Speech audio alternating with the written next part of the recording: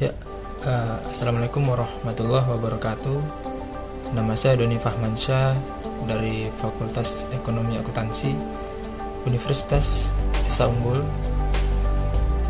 dengan nomor NIM 2020 0102 237. Jadi di kesempatan saya kali ini saya akan memberikan sedikit penjelasan tentang paragraf. Ada 3 penjelasan yang akan saya jelaskan di kesempatan kali ini. Yang pertama, hakikat paragraf. Yang kedua, syarat-syarat paragraf yang baik. Lalu yang ketiga, kohesi dan koherensi. Oke, yang pertama. Jadi yang pertama, hakikat paragraf. Kemampuan menerapkan ejaan, memilih diksi yang tepat, dan membuat kalimat efektif tidak sepenuhnya menjamin seseorang dapat menulis dengan baik. Ada satu syarat yang sangat penting yang harus dipenuhi penulis, yaitu mampu menghubung-hubungkan kalimat dengan kalimat dalam kesatuan yang koheren dan padu. Lalu yang kedua ialah ada syarat-syarat paragraf yang baik dan benar. Ada 3 syarat-syarat paragraf yang baik. Yang pertama, setiap paragraf hanya mengandung satu pokok pikiran atau gagasan utama. Pikiran-pikiran lainnya dalam sebuah paragraf hanya melengkapi pokok pikiran utama tadi. Lalu yang kedua, setiap paragraf harus memiliki kesatuan atau kohesi. Maksudnya, dalam sebuah paragraf tidak boleh terdapat penjelasan-penjelasan yang saling bertentangan. Jadi dia harus saling menyatu gitu. Tidak boleh ada kata atau kalimat yang saling bertentangan atau saling tidak menyatu, sehingga dia tidak akan menjadi kalimat yang kohesi. Lalu yang ketiga, setiap paragraf harus memiliki koherensi dan kesinambungan, agar di dalam sebuah kalimat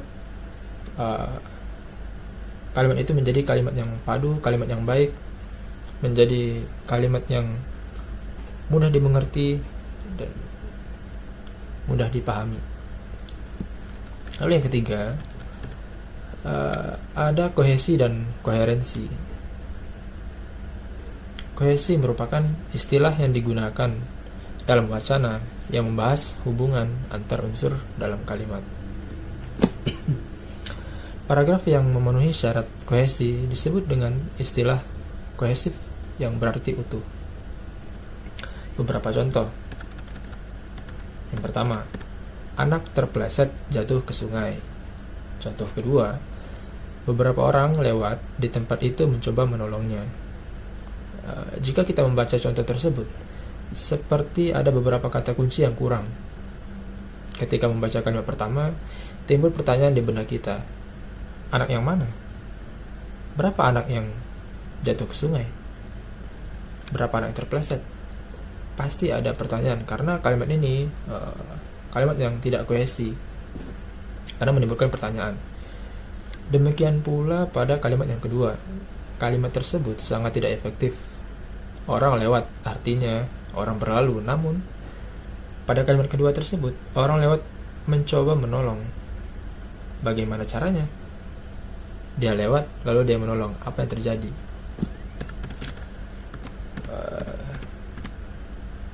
Kalimat-kalimat tersebut dapat dinyatakan sebagai kalimat yang tidak kohesif, karena kalimat tersebut perlu diperbaiki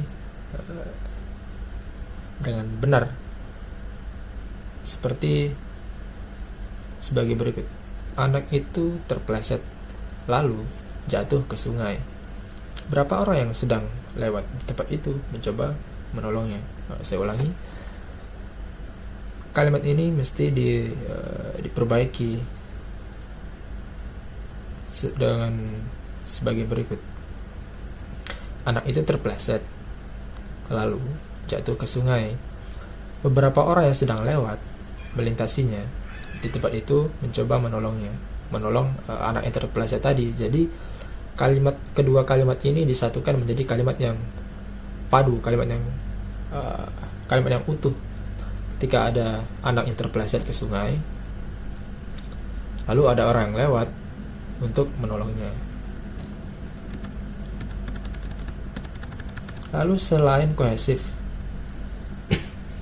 sebuah paragraf juga harus koheren atau koherensi, yaitu memiliki kepaduan antara bagian-bagiannya atau ide, pikiran, atau gagasan yang terkandung di dalamnya. Paragraf yang utuh belum tentu padu. Paragraf yang utuh belum tentu padu. Oleh sebab itu, selain kohesif, sebuah paragraf juga harus koheren atau koherensi. Dengan kata lain, koherensi adalah kepaduan hubungan maknawi antar bagian dalam wacana. Ada contoh paragraf. Listrik mempunyai banyak kegunaan. Orang tuaku berlangganan listrik dari PLN. Awal bulan Juli 2010, ini tarif dasar listrik naik 10%. Sehingga banyak masyarakat yang mengeluh karena kenaikan listrik yang sangat signifikan. Akibatnya, banyak pelanggan listrik yang melakukan penghematan. Semua peralatan yang menggunakan listrik dikurangi pemakaiannya. Alat yang banyak menyedot listrik adalah AC, alat penyejuk udara. Di kantor-kantor sekarang alat penyejuk udara itu dikurangi 2 jam 1 hari. Karena mengalami peningkatan pembayaran, akhirnya perkantoran-perkantoran ini melakukan kebijakan untuk mengurangi jam waktu menghidupkan penyejuk ruangan atau AC. Paragraf tersebut sebenarnya tidak koheren atau tidak padu. Hal ini disebabkan paragraf tersebut tidak dapat ditangkap maknanya atau maksud dan tujuannya. Lalu, ini ada contoh paragraf yang koheren. Puun adalah pemimpin tertinggi di dalam struktur pemerintahan adat masyarakat Baduy. Puun ada Kampung Cibeo, Cikartawana, dan Cikeusik.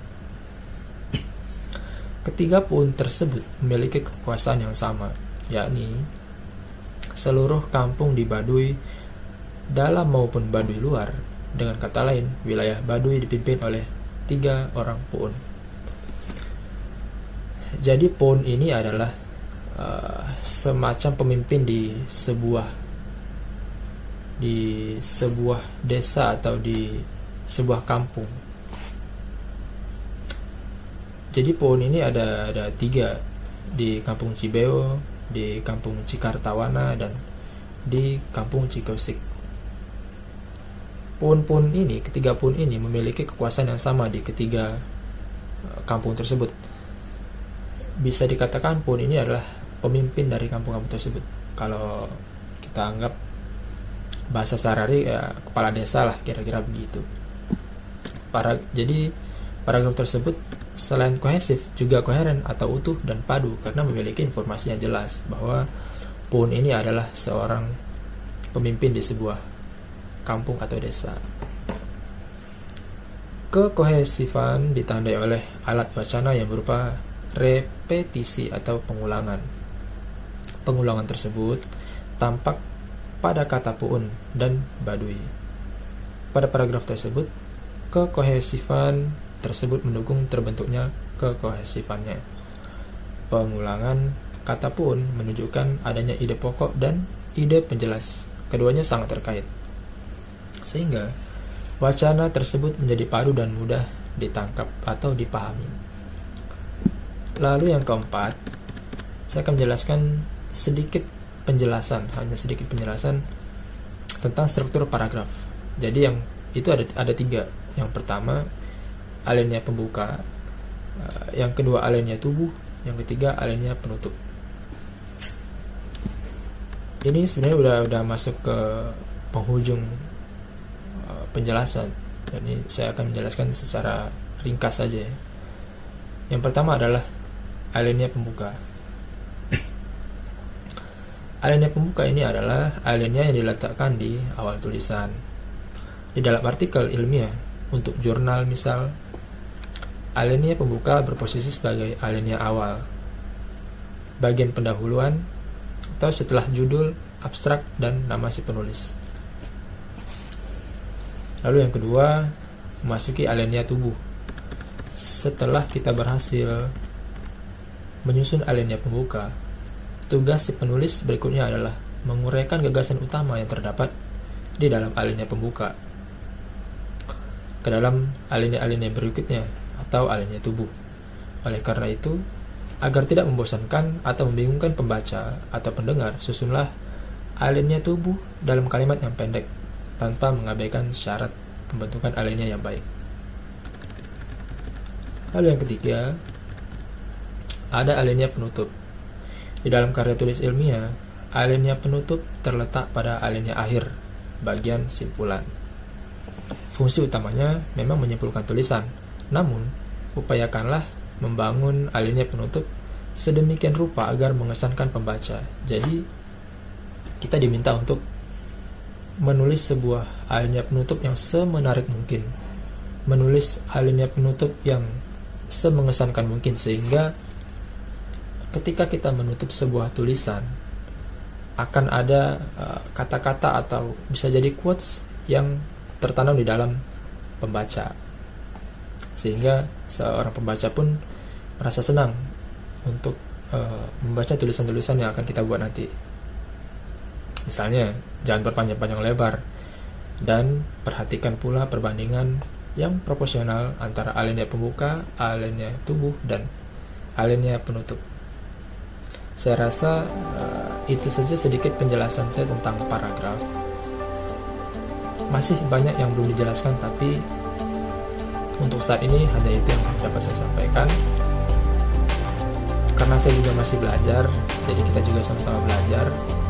Karena itu, kalau ada kata atau kalimat atau penjelasan saya yang kurang jelas atau kurang pas atau bahkan salah, saya mohon maaf. Itu yang dapat saya sampaikan. Nama saya Doni Fahmansyah dari Universitas Esa Unggul mengucapkan terima kasih. Assalamualaikum warahmatullahi wabarakatuh.